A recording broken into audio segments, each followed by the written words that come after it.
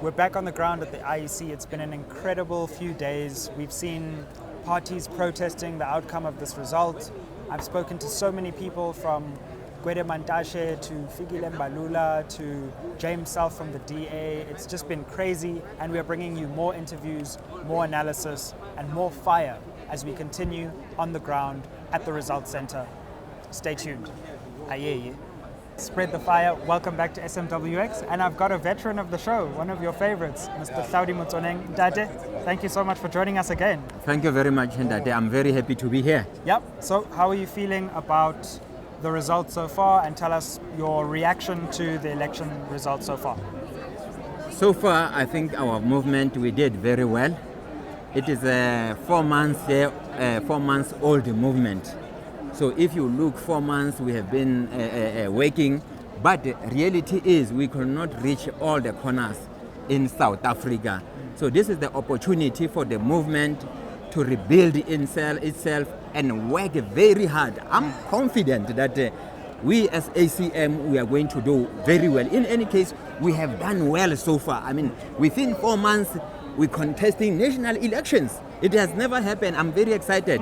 We are doing very well. And you still have that thing. There's no doubt about it. It can't go anyway. It's within my blood. Yes. And how are we looking for after this election? What can we expect from you and from the ACM as we move forward? What you can expect, you are expecting a government in waiting. We are going to build strong organization. We are going to mobilize our own people, not to vote for the history, to vote for the future, not to vote for unemployment, but to vote for employment, to vote for a better education, a better economy, where our own people, 90% is owned by our own South African people. And finally, your thoughts on the election results. There have been some disputes around irregularities. Where do you stand on that at the moment? Look, it is a pain to me to realize that IEC, they did not do a proper work. Example, many people who spoke to me, they did vote for ACM, but in those voting stations, it says when it comes to ACM, 0%. When people were there. So there is something that is fishing here. So my team, the SG and other political parties, they are in a meeting as I'm speaking to deal with such issues. But we are saying we need rerun for elections, because we can't say these elections are fair when you know yourselves, you have accepted that people are arrested. So if people are arrested, it's obvious the elections are not fair. You must deal with those issues. Dade, thanks so much for joining us once again on SMWX. Thank you, all the best. Sure, thank you. Ayeye, spread the fire. Welcome back to SMWX, and I'm here with Mkhuleko Hlengwa, one of the brightest and most interesting, not even rising, just voices in South African politics, MP for the IFP. Bob, thanks so much for... It's a pleasure. Thank you for having us. Really Finally. Yeah, I know it's been absolutely hectic. No, I tracked you down. Yeah, you did. But also let me congratulate you as well for this platform. I think it's very good. It's important to expand the scope of the discussion, particularly amongst young South Africans, about our country and about our future. So big ups to you. Thank you so much. Sure. So you're having a great election. This is the first time that it looks like you're going to increase your share of the vote in, I think, 4 elections. You were around the 2 mark in the 2014. You're now looking towards 3.5 probably. So how are you feeling about your performance in this election? Well, we're pretty happy that the target of a recent electoral decline has been achieved. We began this program in 2016, and we wanted to use municipal elections as a foundation to build moving forward. And so these elections have proven that the strategy is working, and so now we're going to extend it, of course, to the next election. Our campaign for 2021 began yesterday. Our structures are now changing gear, changing focus, and for us to really zoom into the next election. So there's no rest, and we fundamentally believe that we will be leaving these elections on a good footing for growth and for the future. And so we are pretty happy that the result has been one which indicates a growth trajectory. I think one of the big stories over the last few election cycles is the way the ANC's vote in KZN has effectively collapsed from almost 60, was it mid-60s at one point, to now just clinging on to the early 50s.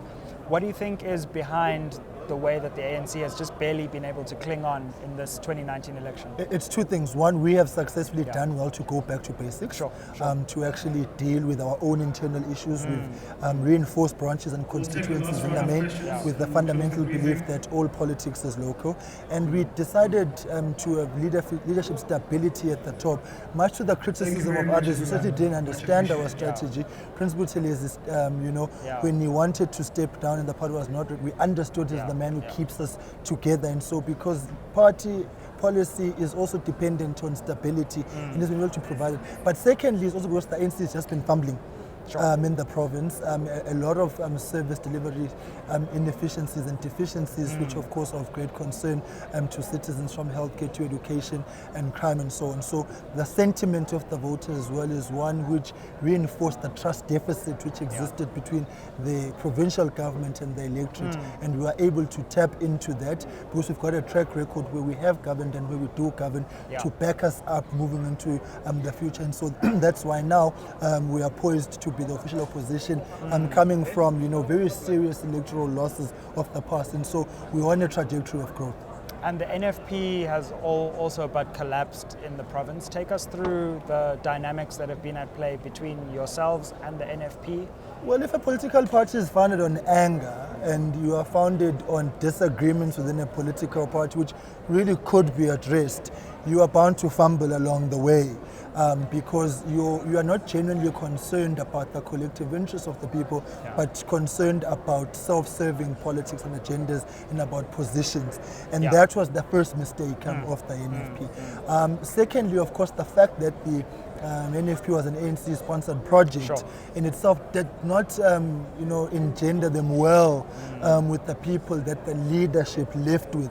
So then people realized that this was a conduit to the ANC, and they just did not want to go there. So you began having people coming back into the party. So, and then, of course, there was leadership problems. They imploded, but we were keenly focused as a party as well on targeting NFP people, and we started as far back as 2011 and slowly started eroding it, and of course finally to the tragedy that you see on that scoreboard. Absolutely. Look, I regard you as one of the best MPs in the country, and we're looking forward to a new term in Parliament, which is going to have a totally different dynamic now. More EFF MPs, more IFP MPs, ANC coming down. What do you think are the key things that people should be looking for in this parliament, and how are you starting to think about what this new parliament is going to look like? My biggest concern with parliament in the 7 years that I've been there is that you had a large section of ANC MPs, particularly in portfolio committees, who saw themselves as an extension of the executive or cabinet.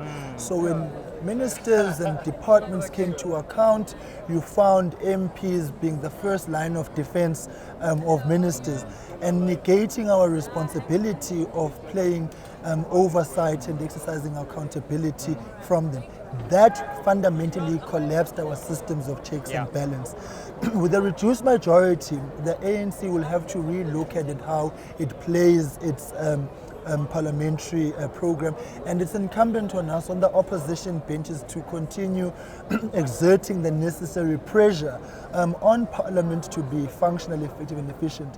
I want to give credit to SCOPA, because I think it was one committee that did very well, able to close ranks, and you were unable to detect who came from which party. But the tragedy of that has been all the members of the ANC who were on SCOPA were taken off the list and will not be returning to Parliament. So, and the ones who had serious allegations against them, fraud, corruption, state capture, inquiry, process and so on, were very high up on the list. So that mismatch in terms of parliamentary priority does not augur well for the ANC. So I think that's at a very high level, the functionality of Parliament is very important. But zooming down to issues, Parliament and parliamentarians will have to make use of private members' legislation and not wait on the executive to be the ones introducing legislation. So we as MPs will have to broaden our innovation and explore more imaginatively what could be done, and so and bring those issues to to the fore. So it's important that individual MPs now start playing a key role as opposed to just kowtowing to the party line. That will work. And I think there must be a far more keener focus to policy insofar as job creation is concerned, and growing the economy so that we can restore the collective dignity of our people. I think if we can begin on that road, we'll be fine. And finally, I think it will be important for young MPs to actually organize themselves outside party lines so that we can have parliamentary discussions about how we carry the youth agenda for young people. We've got 7 million to 9 million unemployed young South Africans. When you speak about fees must fall, that's young people. You speak about access to education, that's young people. Speak about the cost of data. The cost of data. So all the issues affecting young people will generally and genuinely require us as young people to actually organize ourselves and drive a youth agenda. I mean, I remember when I arrived in 2012, one of the first things that I tried to do was to establish a youth forum, a multi-party youth caucus. That did not get off the ground because the ANC benches didn't have young people. So there was a fear that if this was allowed to exist as a formal structure of parliament, it will end up being consumed by opposition voices. And that was not the point. The point was that we as young people are able to rise above party politics and look at the bigger picture. So I think that's an agenda we will need to drive, even if informally it's something that needs to happen. So I've been looking at Nigeria just to end off, and they have this not too young to run movement where they've they've just brought together all the young lawmakers in the country to do exactly that. And I feel like this could be the right moment for our generation to do that, to say, look, we disagree on this, we disagree on that, but there are these three things that we are going to push everywhere.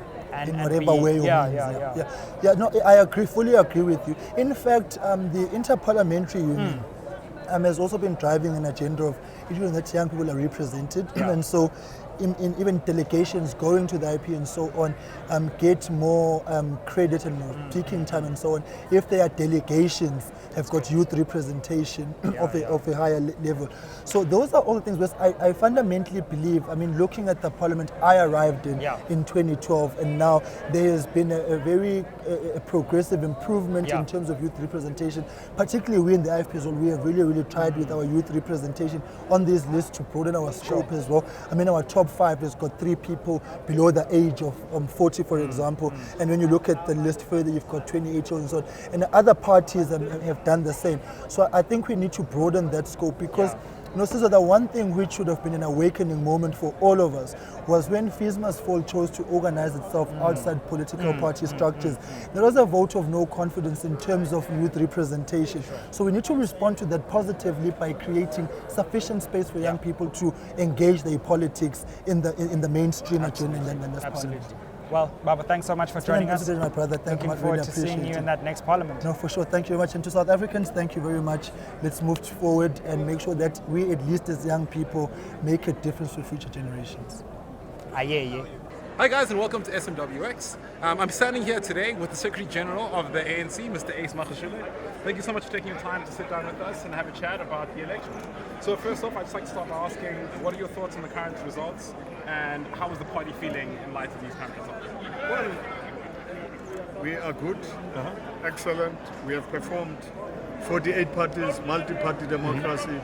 In South Africa, you can see that our democracy has matured. Engagement with everybody, wonderful, no fights, peaceful, fair elections, transparent. What else? Wonderful, the ANC is still in charge. Fantastic. What are your thoughts on the smaller, newer parties staging a protest to suggest that there were irregularities in the election process? Maybe they haven't read what the law says. They don't know how the IEC operates. It's the first time they come into that space. There is an electoral court. If you have issues, you raise these issues with IEC. IEC has run the past 5 elections. This is the 6th election. They know what they are doing. Sometimes we are also not happy with them, but we respect them because they are quite independent. They are quite objective. They are wonderful. They are doing South Africa splendid work. Awesome stuff. With regards to the victory that's being projected for the ANC, what's next for the party? What do you see the new challenges and milestones you guys want to reach in the lead up to 2021 and 2024? Continue with our journey to better the lives of our people, those who still don't have houses, those who still unemployed, those still who have no electricity, those who have lost hope, those who have not voted us. It's a journey. We are going to vote to support and work for everybody. We are going to try by all means to stay on our objective, our mission of a non-racial, non-sexist, united, democratic South Africa, where we don't see color as an issue. That's the South Africa we want. Great stuff. And we need prosperity for all. That's why the route to economic transformation is very, very important, so that the majority also come into the mainstream of the economy. Let's talk back on that economic transformation. What do you see being the key ideas and key policies that are going to go forward to allow to have more people to enter into the economy? Well, more people must come into the space, like they've done in China. We must deal with inequalities. We must try and make sure that black South Africans don't feel that they are not part of the economy. Cooperatives, everybody, all the policies of the ANC which has been adopted at conference, if we can implement them, the concerns which people have raised as we are doing door to door, as we are moving all over the country, as we are campaigning, if we can address those issues, people with no water, people with no food, those people who say we are only looking and taking care of young people and they are breadwinners, we must fix all those issues. Awesome. I'm glad you brought up young people. There was a uncharacteristically large number of young people who didn't register for it, let alone vote. What do the political parties need to do to get more young people galvanized around the vote and engaged in the political process? The Youth League of the ANC and YCL and the alliance itself as a whole has played a very important role during these elections. YCL, SASCO, COSAS and other mass democratic forces of young people, NGOs have played their role. The youth have tried their best. I think we just need to re-energize the ANC Youth League and the youth structures in South Africa.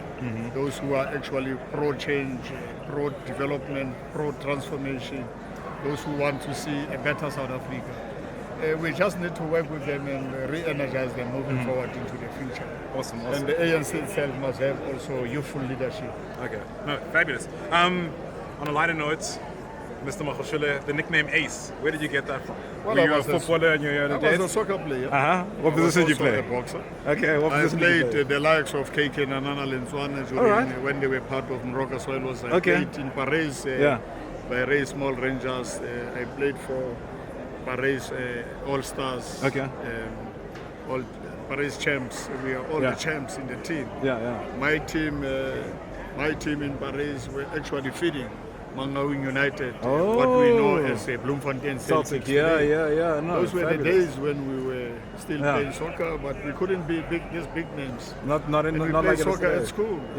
And young ladies used to look after us and say, then you do all the things, and that's where we are. And when were you, number 7? Were you a striker? Where did you play? I played 10. 10.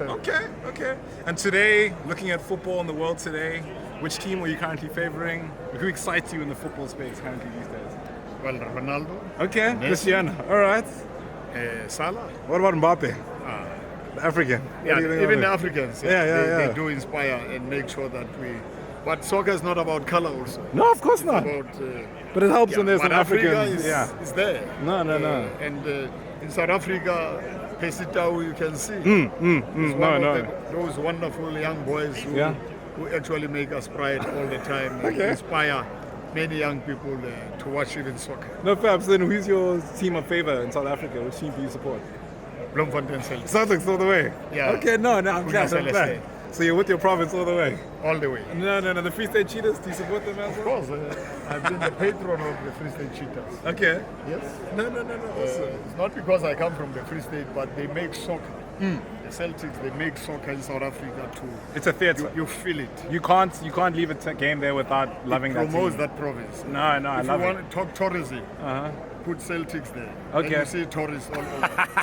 it markets the Free State, just like the Cheetahs. No, fab.